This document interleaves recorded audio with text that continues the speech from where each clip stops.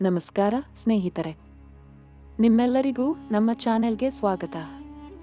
ಇಂದಿನ ವಿಡಿಯೋದಲ್ಲಿ ನಾವು ತಿಳಿದುಕೊಳ್ಳುವುದೇನೆಂದರೆ, ಗಣೇಶನಿಗೆ ಏಕೆ 21 ಕಟ್ಟುಗರಿಕೆಯನ್ನು ಅರ್ಪಿಸುತ್ತಾರೆ, ಅದರ ಹಿಂದಿರುವ ಪೌರಾಣಿಕ ಕಥೆ ಮತ್ತು ಅದರಿಂದ ನಮಗೆ ದೊರೆಯುವ ಲಾಭಗಳೇನು, ದೇವರಿಗೆ ಪ್ರಿಯವಾದ ವಸ್ತುಗಳ ಮಹತ್ವ.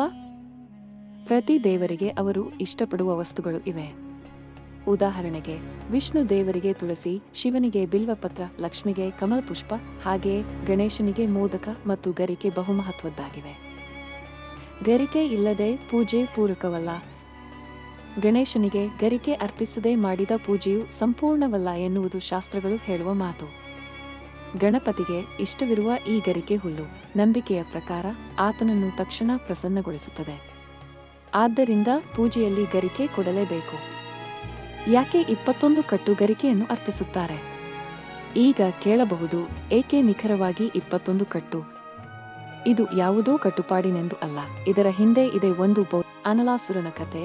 ಒಂದು ಕಾಲದಲ್ಲಿ ಅನಲಾಸುರ ಎಂಬ ರಾಕ್ಷಸ ಭೂಮಿಯಲ್ಲಿ ಭೀಕರ ಅಶಾಂತಿ ಸೃಷ್ಟಿಸುತ್ತಿದ್ದ, ಋಷಿಗಳನ್ನೇ ನುಂಗುತ್ತಿದ್ದ ಆ ರಾಕ್ಷಸನನ್ನು ದೇವತೆಗಳು ಎದುರಿಸಲು ಅಸಾಧ್ಯರಾದರು. ಅಂತಿಮವಾಗಿ ಎಲ್ಲರೂ ಒಟ್ಟಾಗಿ ಗಣೇಶನನ್ನು ಪ್ರಾರ್ಥಿಸಿದರು. ಗಣೇಶನು ಕ್ರೋಧದಿಂದ ಅನಲಾಸುರನನ್ನು ನುಂಗಿಬಿಟ್ಟನು.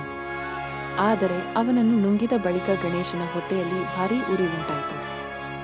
ಅವನ ನೋವಿಗೆ ಪರಿಹಾರವಾಗಿ ಕಶ್ಯಪ ಋಷಿಯು ಗಣೇಶನಿಗೆ 21 ಕಟ್ಟುಗರಿಕೆಯನ್ನು ನೀಡಿದರು. ಅವುಗಳನ್ನು ಸೇವಿಸಿದ ಬಳಿಕ ಗಣೇಶನ ಹೊಟ್ಟೆ ಉರಿ ತಣ್ಣಗಾಯಿತು. ಅಂದಿನಿಂದ ಗಣೇಶನಿಗೆ ಗರಿಕೆಯನ್ನು ಅರ್ಪಿಸುವ ಶ್ರದ್ಧಾ ಪ್ರಾರಂಭವಾಯಿತು. ಬುಧವಾರದ ವಿಶೇಷತೆ. ಬುಧವಾರದ ದಿನವು ಗಣಪತಿಯ ವಿಶೇಷ ದಿನ. ಈ ದಿನ 21 ಕಟ್ಟು ಶುದ್ಧ ಗರಿಕೆಯನ್ನು ಅರ್ಪಿಸಿ ಭಕ್ತಿಯಿಂದ ಪೂಜೆ ಮಾಡಿದರೆ ಜೀವನದಲ್ಲಿ ಯಾವ ವಿಘ್ನವೂ ತಡೆಯಲಾಗದು. ಗಣಪತಿಯ ಅನುಗ್ರಹದಿಂದ ಎಲ್ಲಾ ಕಷ್ಟಗಳು ದೂರವಾಗುತ್ತವೆ. ಗರಿಕೆ ಅರ್ಪಿಸುವಾಗ ಪಾಲಿಸಬೇಕಾದ ನಿಯಮಗಳು. ಗರಿಕೆಯನ್ನು ಶುದ್ಧವಾದ ತೋಟ ಅಥವಾ ದೇವಾಲಯದ ಆವರಣದಿಂದ ಕಿತ್ತುಕೊಳ್ಳಬೇಕು.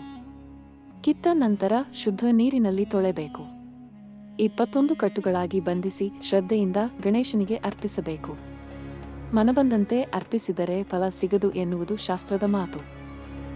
ಗರಿಕೆ ಅರ್ಪಿಸುವ ಫಲಗಳು: ಪಾಪ ನಿವಾರಣೆ, ಪುಣ್ಯವೃದ್ಧಿ, ಜೀವನದ ಸಂಕಷ್ಟ ನಿವಾರಣೆ, ಬಯಸಿದ ಜೀವನ ಸಂಗಾತಿ ದೊರೆತಂತೆ, ಹಣಕಾಸಿನ ಸಮಸ್ಯೆಗಳಿಗೆ ಪರಿಹಾರ, ಮನಸ್ಸಿನಲ್ಲಿ ಶಾಂತಿ ಮತ್ತು ಆತ್ಮಸ್ಥೈರ್ಯ.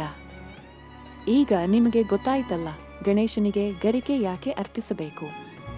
ಇದು ಕೇವಲ ಸಂಪ್ರದಾಯವಲ್ಲ, ಪೌರಾಣಿಕ ಹಿನ್ನೆಲೆ ಇರುವ ಶ್ರದ್ಧೆಯ ಸಂಕೇತ. 21 ಕಟ್ಟುಗರಿಕೆಯಿಂದ ಅವನ ಅನುಗ್ರಹ ಶೀಘ್ರವಾಗಿ ಲಭಿಸುತ್ತದೆ ಎಂಬ ನಂಬಿಕೆಯೂ ಇದೆ. ಈ ಮಾಹಿತಿ ನಿಮಗೆ ಉಪಯುಕ್ತವಾಯಿತಾ? ಅಂದರೆ ಲೈಕ್ ಮಾಡಿ, ಶೇರ್ ಮಾಡಿ, ಚಾನೆಲ್ను ಸಬ್ಸ್ಕ್ರೈಬ್ ಮಾಡಿ. ಇಂತಹ ಇನ್ನಷ್ಟು ಧಾರ್ಮಿಕ ಹಾಗೂ ಪೌರಾಣಿಕ ವಿಷಯಗಳಿಗಾಗಿ ನಮ್ಮೊಂದಿಗೆ ಇರಿ. ಧನ್ಯವಾದಗಳು ಸ್ನೇಹಿತರೆ.